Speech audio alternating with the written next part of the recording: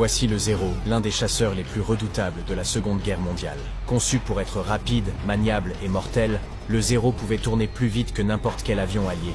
Son poids plume, dû à une absence presque totale de blindage, le rendait très économe en carburant dont le Japon manquait cruellement. Il était imbattable dans les combats aériens avec un ratio de 12 contre 1 au début de la guerre. Avec une portée incroyable de 3000 km, il écrasait tout sur son passage.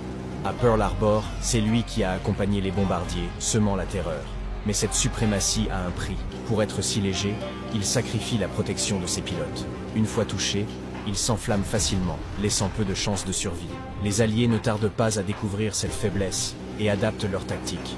Des avions plus modernes comme le F-6F L4 finissent par surpasser le Zéro. Ce qui était autrefois une arme imparable devient rapidement un cercueil volant. Étant le chasseur le plus produit par le Japon avec plus de 10 000 appareils, c'est celui que les kamikazes utiliseront le plus dans les dernières heures de la guerre.